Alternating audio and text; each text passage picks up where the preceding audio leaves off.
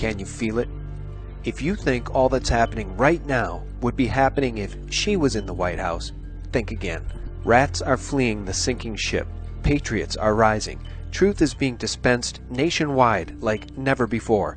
And even terrorists in Saudi Arabia are being purged.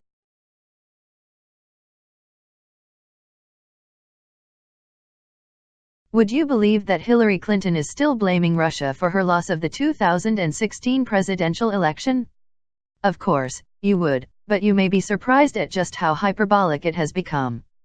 Hillary Clinton compared alleged Russian interference in the 2016 election to the September 11 attacks a few months ago. We had really well-respected security, intelligence veterans saying this was a cyber 9/11, in the sense it was a direct attack on our institutions, Clinton claimed. That may sound dramatic, but we know that they probed and tried to intrude into election systems, not just the social media propaganda part of their campaign. This is an ongoing threat, she declared, adding that the Russians are not done. Well, that's one insanely insensitive way to blame the American public for your loss, essentially claiming that everyone who voted against you was a victim of a cyber 9/11. It's mainly funny given that Hillary Clinton is accusing the Russians of conspiring against her when she had no problem plotting with them just over a half-decade ago. Hillary wasn't comparing the Russians to Al-Qaeda when they were giving her money. How could she, and why would she? As we've covered in previous articles, the Clinton family has allegedly played a significant role in the Uranium One deal, which has now become the subject of scandal due to the circumstances surrounding the issue. The Uranium One deal allowed 20% of the United States uranium reserves to be awarded to a firm with Russian interests. The deal made little sense and was potentially responsible for weakening national security.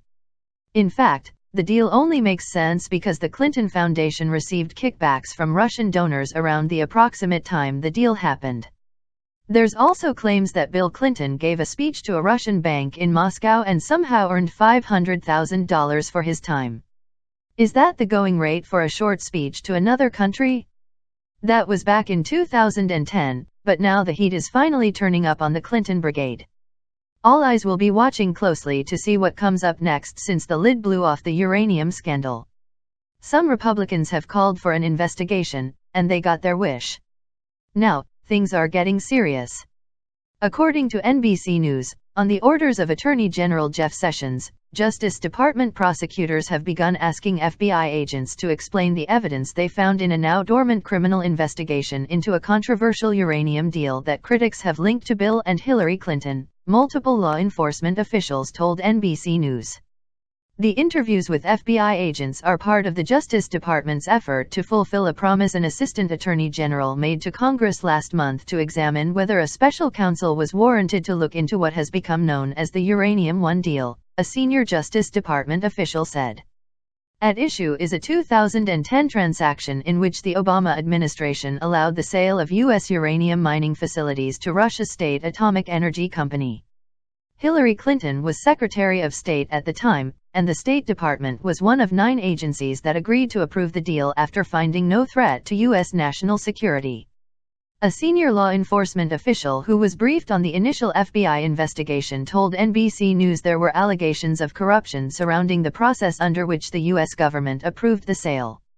But no charges were filed. In recent weeks, FBI agents who investigated the case have been asked by Justice Department prosecutors to describe the results of their probe. The agents also have been asked if there was any improper effort to squash a prosecution, the law enforcement sources say. The senior Justice Department official said the questions were part of an effort by the Sessions team to get up to speed on the controversial case, in the face of allegations from congressional Republicans that it was mishandled. According to one legal analyst, there are at least 13 crimes Hillary could be charged with for her alleged involvement in the scandalous deal. Of course, this is Hillary Clinton we're talking about. She's had far more than 13 scandals under her lengthy career, and nothing too intense has ever happened with those. Is it time for Hillary Clinton to be brought to justice? Justice defeating the Clinton Armada and tax reform would be the achievement of a lifetime and potentially the reason Trump wins in 2020 if he decides to run for re-election.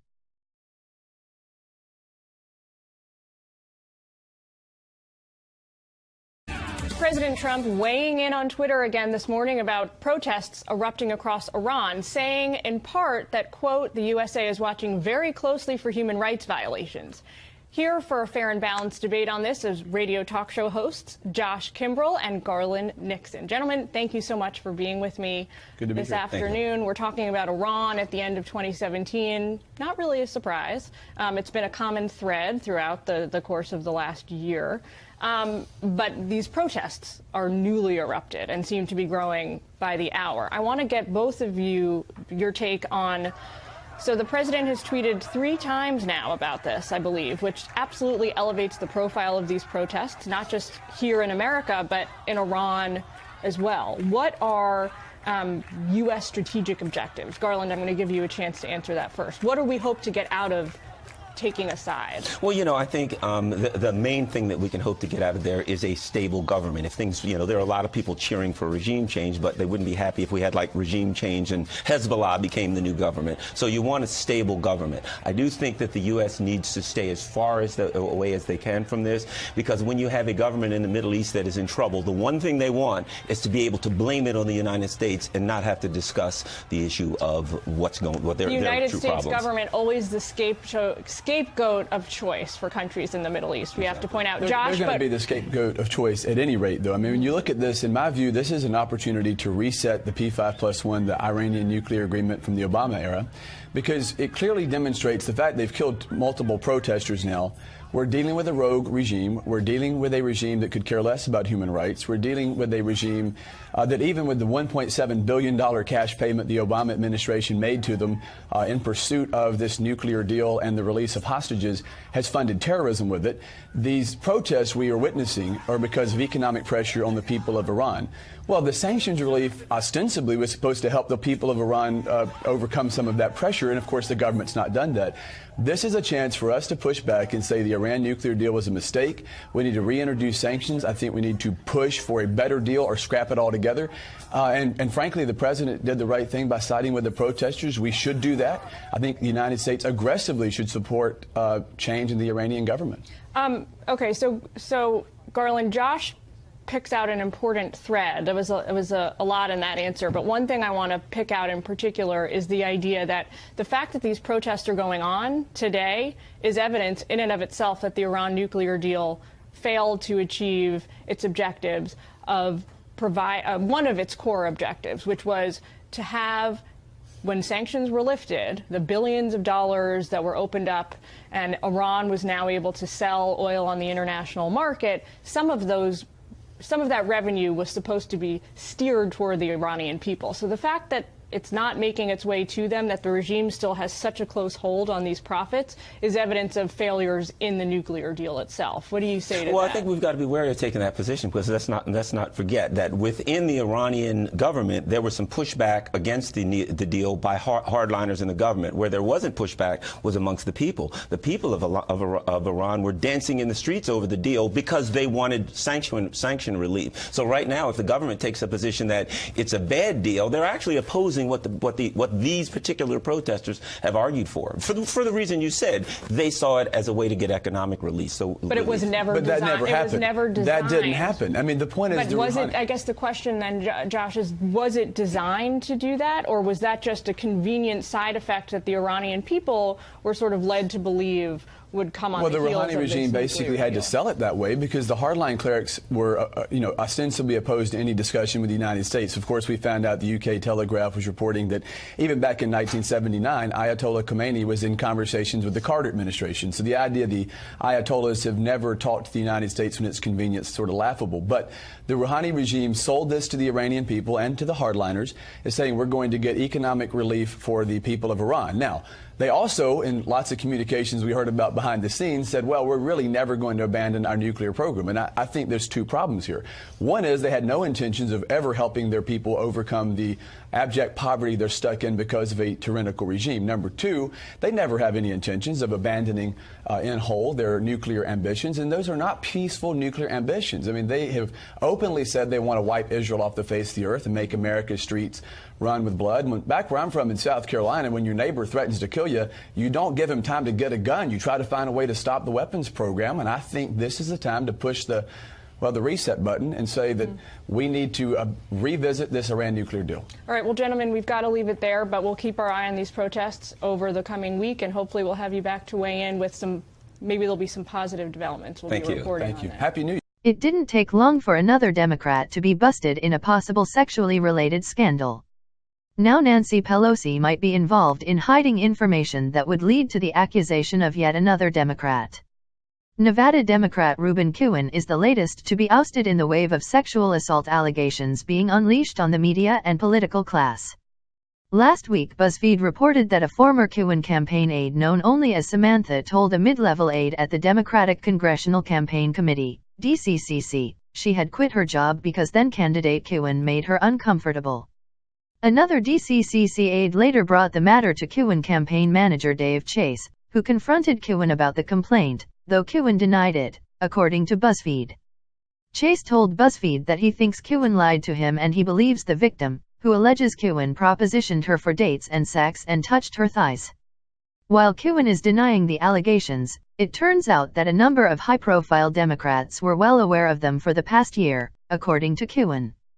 According to the Daily Caller, Pelosi was quick to demand Kihuen's resignation after the allegations became public, but she actually has known about the harassment allegations for a while, Kihuen told ABC News.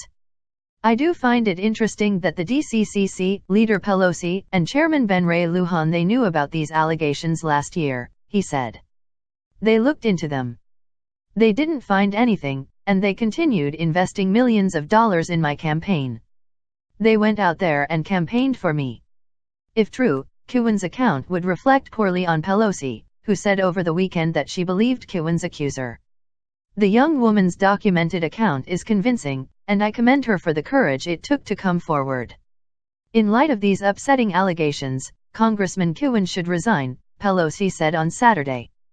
Drew Hamill, a spokesman for Pelosi, insisted to ABC News that Pelosi first learned of these allegations from BuzzFeed last week. This morning, Democratic Congressman Ruben Kihuen is taking aim at the leaders of his own party as he faces calls right now to resign over sexual misconduct allegations. Leader Pelosi and Chairman Ben Ray Lujan, they knew about these allegations last year. They looked into them, they didn't find anything, and they continued investing millions of dollars into my campaign. They went out there and campaigned for me. House Minority Leader Nancy Pelosi responded to Kihuen, saying that she did not know about the allegations until last week.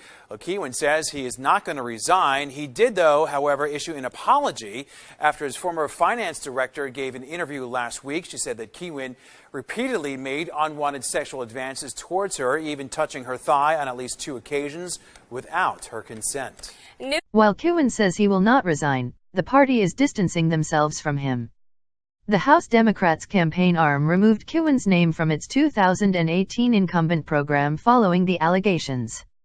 The program called Frontline gives incumbents a fundraising boost for their campaigns. That could prove problematic, as Kihuen represents a top swing seat, and was named one of the 19 House Democrat incumbents who were the most vulnerable in 2018, and would thus receive the most campaign assistance through the DCCC.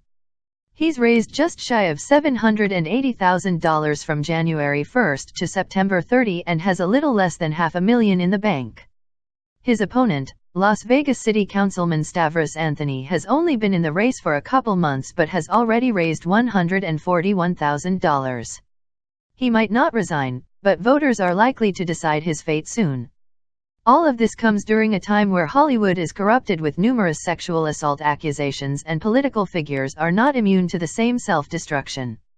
Accusations are flying around everywhere we look, calling out people left and right, and pointing fingers at alleged perpetrators alleged to be pushing for sexual advances or worse. If Nancy Pelosi knew about this when it originally happened and didn't say anything about it, then does that make her worse off? Does that make her guilty by association? Does that mean she didn't protect other women from unwanted sexual advances? When it comes to hiding or covering up information to save your political party from embarrassment, then what should the punishment be? What if someone had gotten raped because she didn't tell people about what happened? The public will decide because the American people have the power and ultimately determine the career of people who represent them. Something like this does not care what party the perpetrator or victim is from, and good hard-working American citizens will be in control of the future careers of people involved in these offensive acts towards women. Democrats should be wary of whom they work with, call out the people who act inappropriately, and try to earn some respect from American citizens. If not, then there may not be much of a party left for them to work with. No problem there. That makes 2020 easier for Trump to be victorious.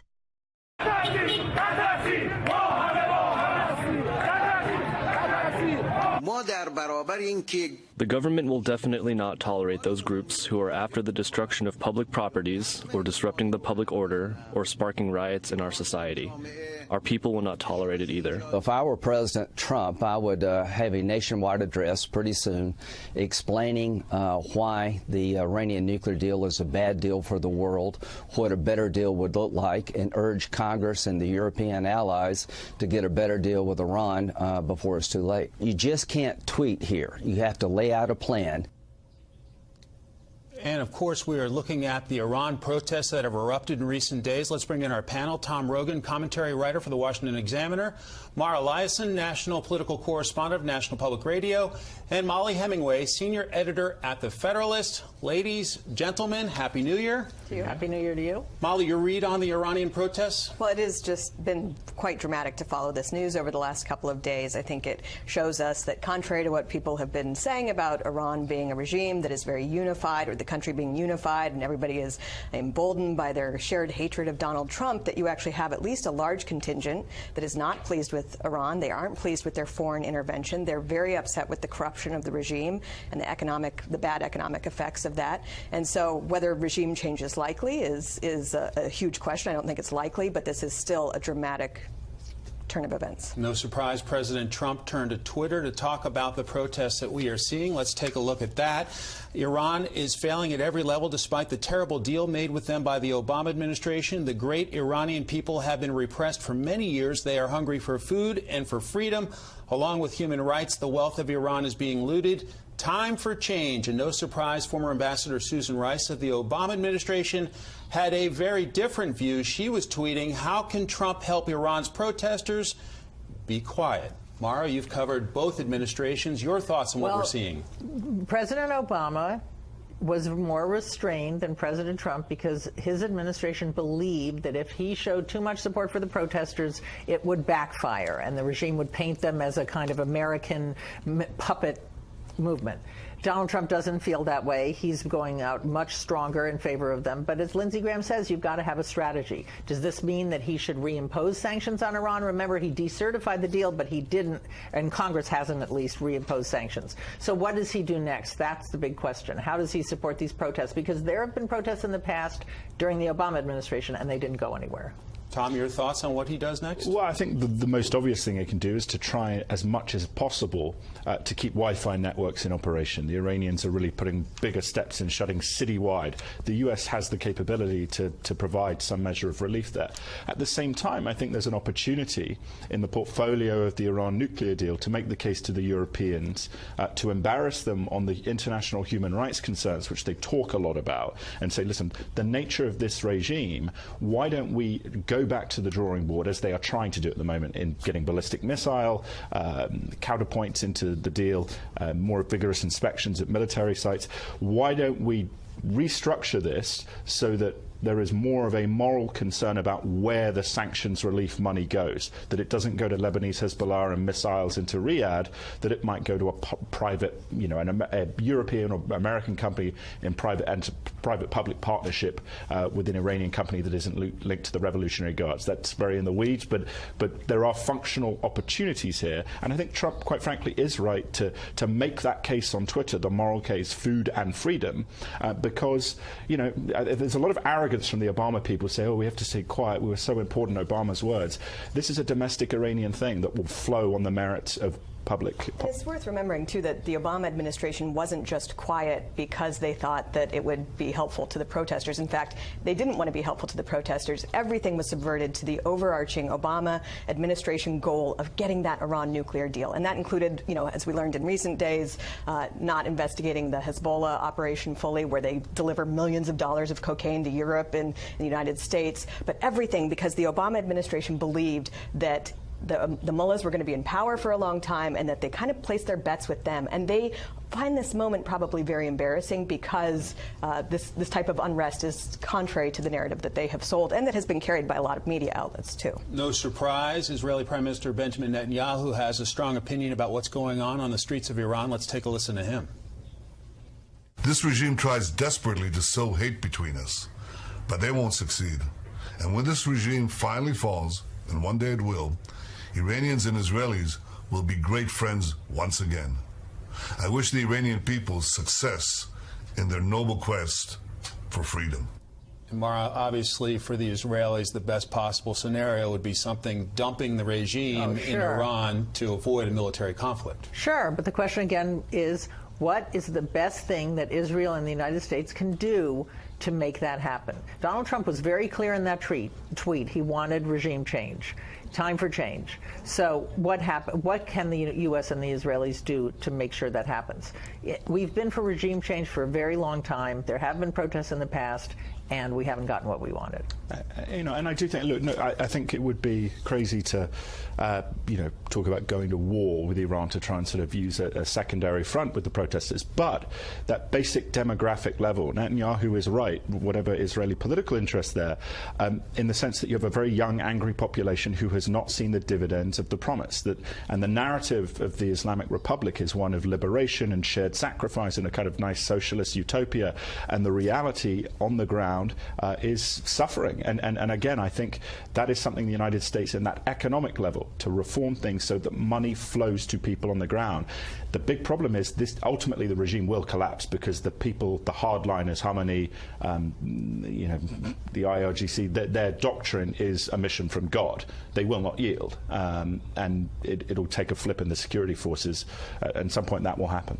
And calling out evil and unjust regimes is actually an okay thing to do. I mean, people mocked President Reagan when he called the Soviet Union an evil empire, but this is and particularly when it aligns with your nation's interests. And in this case, Iran is the #1 sponsor of state terror. It's a nuclear threshold. They're causing all sorts of problems in the region. So it's okay to call them out.